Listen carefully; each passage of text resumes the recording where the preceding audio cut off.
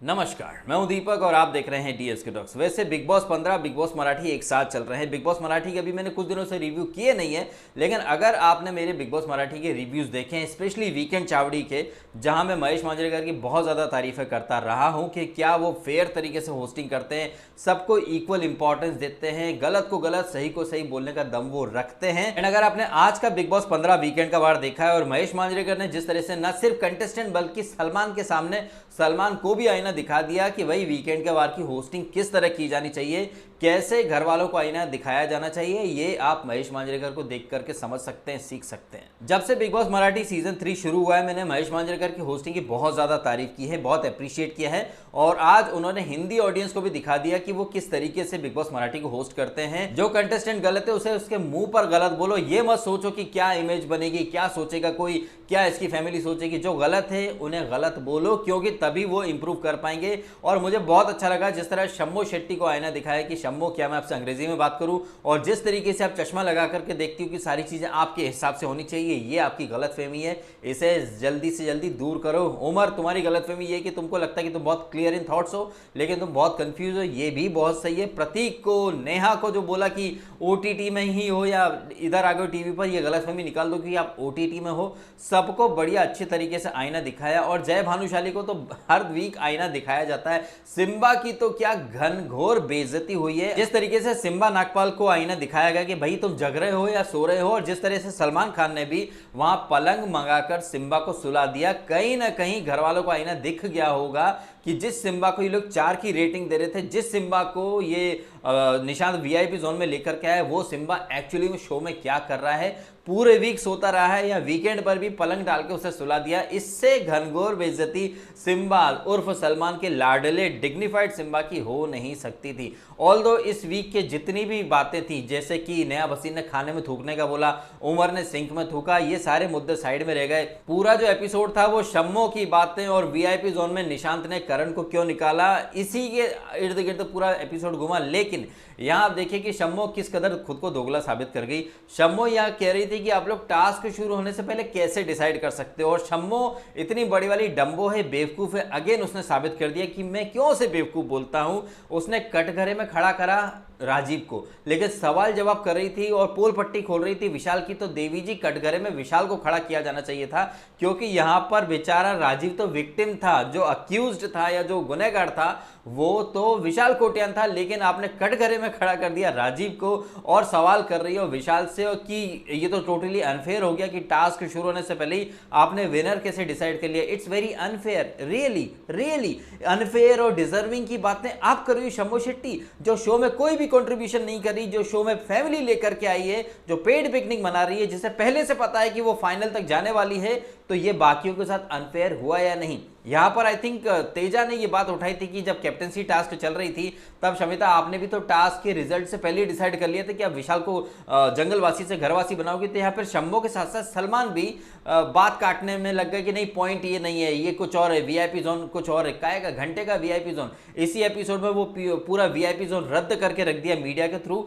तो यहाँ पर शम्मो के ब्लंडर को शम्मो के साथ साथ सलमान खुद डिफेंड करा था। शम्मो ही नहीं, जितने भी एमजी वाले ये जो कंटेस्टेंट हैं, ये भी तो कहीं ना कहीं अनफेयर ही है ना, क्योंकि फिनाले होने से पहले ही आपने डे 1 से डिसाइड कर लिया कि कौन कौन फाइनल में जाने वाला है। ये चीज बाकियों के साथ अनफेयर नहीं है। शमिता शेट्टी जो यहाँ ये बोल रही थी कि टास्क होने से पहले आपने कैसे डिसाइड कर लिया कि आप किसको वीआईपी जोन में लाओगे, विच इज अनफेयर ना, विच इज वेरी अनफेयर। तुम करो तो सही, तुम तो कुछ शो में कंट्रीब्यूशन ही नहीं दे रहे हो, तब भी तुम यहाँ पे टॉप 5 टॉप 6 में जाने वाली हो, ये भी तो किसी डिजर्विंग के साथ अनफेयर है।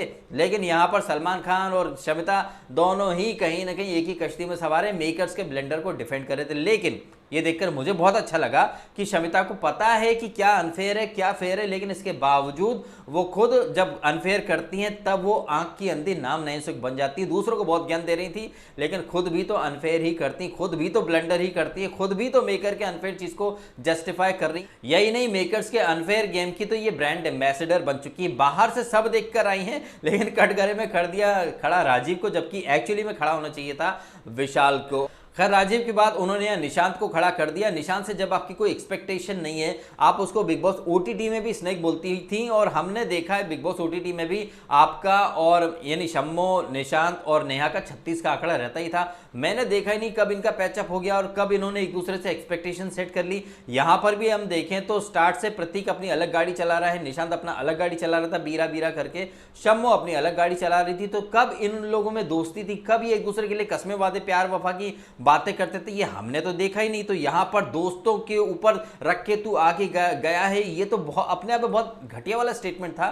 क्योंकि शमिता शेट्टी आप भी डिजर्विंग कैंडिडेट्स के ऊपर पैर रख के फिनाले तक जा रही हो, आपको ये चीज समझ में आती है? नहीं, आपको ये चीज समझ में नहीं आती, क्योंकि आप करो वो सही, कोई और करे वो गलत। यहां पर निशांत को टारगेट करने की भर भर की कोशिश की गई, कहीं ना कहीं उसका पूरा खेल एक्सपोज कर दिया गया, बट फायदा तो कुछ नहीं हुआ। यहां पर निशांत को कटघरे में खड़ा करके निशांत का खेल एक्सपोज करने की कोशिश की गई कि तूने विशाल के बारे में बहुत कुछ बोला था कि विशाल ट्रस्टवर्दी नहीं है, लेकिन तूने निकाला यहां पर करण को और तेजा को। करण और तेजा से तूने बात क्यों नहीं की, जस्टिफिकेशन क्यों नहीं दी? यहां पर करण को बहुत कुछ बोल रहा था। सलमान ने बोला कि तुम्हारी गाड़ी एक वीक स्लो चल रही है, एक वीक लेट चल रही है, तुमको जब बोलना था तब तुमने कुछ बोला नहीं। इसके बाद इनका डैमेज कंट्रोल, तेजा उसके निशांत के अपने अलग जस्टिफिकेशन, करण के अपने अलग जस्टिफिकेशन।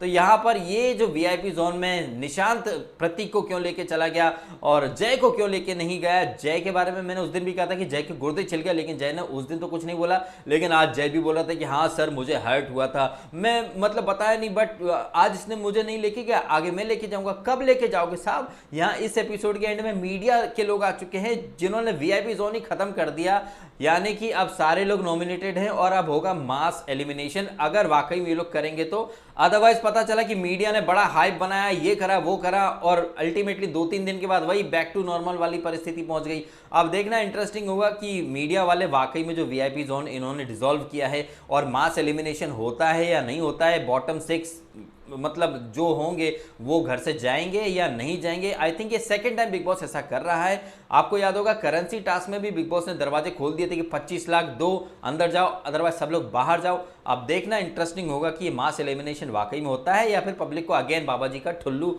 पकड़ाया जा रहा है। यहां पर महेश मांजरेकर साहब आए और गलतफहमी जो घर वालों की उन्होंने दूर करी है, बड़े जबरदस्त तरीके से उन्होंने घर वालों को आईना दिखाया, साथ ही साथ सलमान को भी आईना दिखा कि बाबू भाऊ होस्टिंग ऐसे की जानी चाहिए, आप डिप्लोमेटिक मत बनो, आप दबंग हो, आप दबंग तरीके से घर वालों को आईना दिखाओ। ये फुग्गा फोड़ना या ये बलून जो 4-5 लगा देते हो, ये छोड़ो, आपस की गलतफहमी नहीं, आपको एज अ होस्ट कंटेस्टेंट की गलतफहमी दूर करनी चाहिए, जो कि महेश मांजरेकर साहब ने बड़े अच्छे तरीके से करके दिखाई। और ये बिग बॉस मराठी में भी ऐसे ही होस्ट करते हैं, जो गलत होता है उसको भर भर के उसके पॉइंट हाईलाइट करते हैं।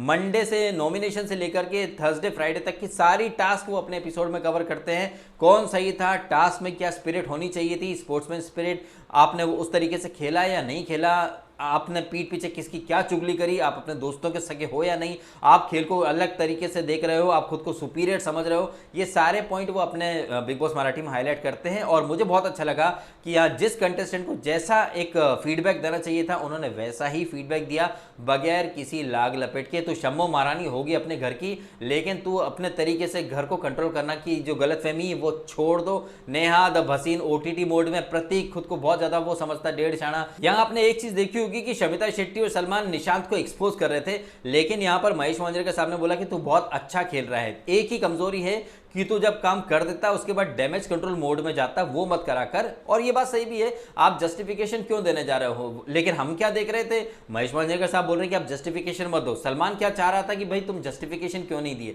तो आप देख लीजिए कि एक ऑनेस्ट फीडबैक वर्सेस एक स्क्रिप्टेड फीडबैक, जो कि शमिता को भी वही चीज बोली गई और सलमान को भी वही चीज बोली गई कि निशांत ने इससे करण से बात क्यों नहीं की, जस्टिफिकेशन क्यों नहीं दिया। लेकिन महेश मांजरेकर साहब को शायद ये मेकर्स बताना भूल गए थे, इसलिए महेश मांजरेकर साहब ने बोल दिया जो उन्हें बोलना था कि भाई तूने जो चीज कर दी वो कर दी, लेट्स मूव ऑन। अब उसका जस्टिफिकेशन देना, यार मेरे को ऐसा करना पड़ा वैसा करना पड़ा, जब करते समय नहीं सोचा तो बाद में जस्टिफाई करने की भी कोई जरूरत होनी नहीं चाहिए। ये चीज यहां पर आई थिंक सबसे अच्छी चीज बोली गई पूरे एपिसोड का, ऑनेस्ट फीडबैक था ये। जब आप करते समय नहीं सोचते हो तो फिर जस्टिफिकेशन क्यों देना। आपके मन में तो यही था ना कि आपको करण और तेजा को निकालना है, अब उसके बारे में यार तू आके शोल्डर पे हाथ रख देता, मुझे बता तो देता, बता दे तो क्या हो जाता, काम उससे करा हुआ अनकरा तो नहीं हो जाता, काम तो करा हुआ ही था ना।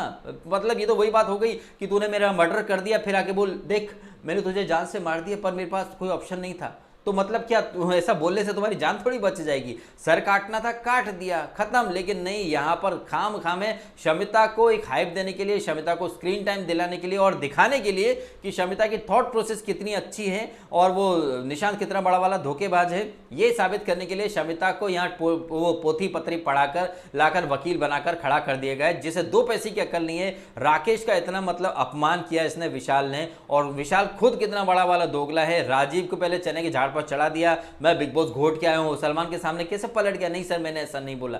तो ये शमिता बाहर से क्या देख कर आई है? शमिता बार बार साबित करी कि वो बेवकूफ नंबर 1 है। राकेश का ये कोई पहली बार मजाक नहीं है। एक बार गुफा में बैठकर इसने विशाल ने बोला था कि राकेश ने क्या मस्त जगह पर सेटिंग की है ना, शमिता शेट्टी को पटा लिया, बड़ा रईस खानदान में मतलब हाथ मारा है।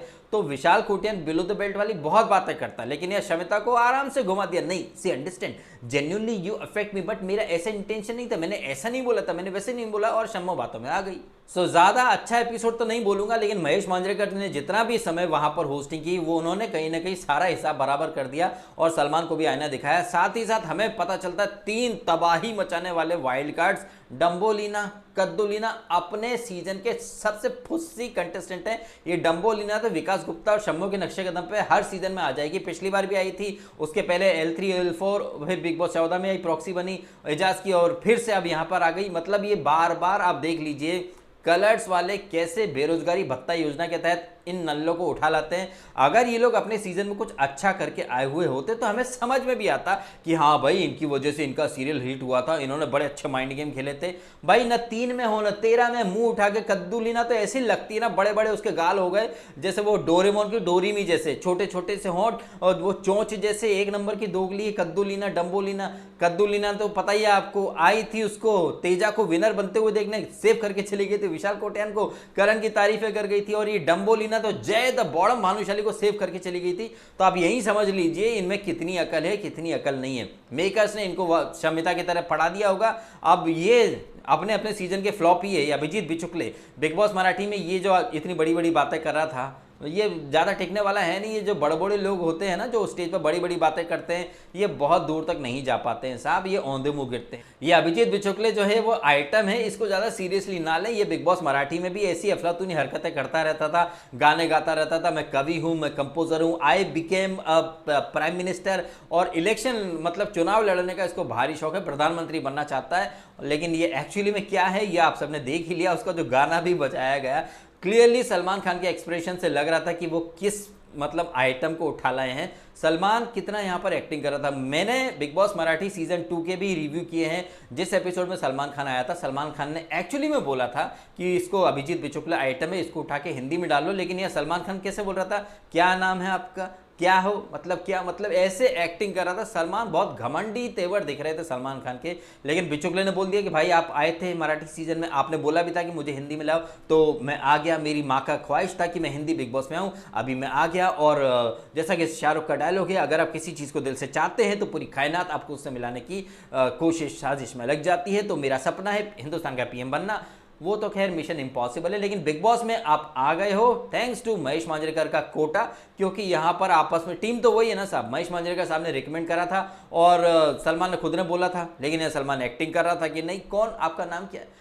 तो यहाँ बिचुकले को लेकर के ये लोग आ गए। और इस बात पे मैं जरा वाइल्ड कार्ड की बात चल रही है भैया, बड़े बड़े खबरियों ने बोला था कि विधि और डोनल और Moose Jattana, Paras Chhabra almost confirmed, breaking news exclusive, ये विधि पंड्या आ गई है, डोनल भी क्वारंटाइन में है। भाई साहब ऐसा है कि इन लोगों के ट्वीट्स पर, इन लोगों की वीडियोस पर लोग भर भर के आर्टिस्ट देते हैं, व्यूज देते हैं, जबकि ये अफलातूनी बातें होती हैं। यहाँ पर वाइल्ड कार्ड के तौर पर ना विधि दिखाई दी, ना डोनल दिखाई दी, ना भारत छावड़ा दिखाई दिया, ना विकास गुप्ता, मतलब कुछ भी ये लोग मन गढ़ंत। हमारे सोर्सेज, मुझे भी मेरे सोर्सेज से पता चला भाई, ओबामा कहिए, डोनाल्ड ट्रंप कहिए, आर्यन खान, रिया चक्रवर्ती, सब लोग आ रहे हैं, सबको मेकर्स ने अप्रोच किया to be the wild card और चैलेंजर्स। देखते हैं वो आने वाले हैं या नहीं। ये मुझे भी मेरे सोर्सेज है, ब्रेकिंग न्यूज, एक्सक्लूसिव न्यूज है भाई।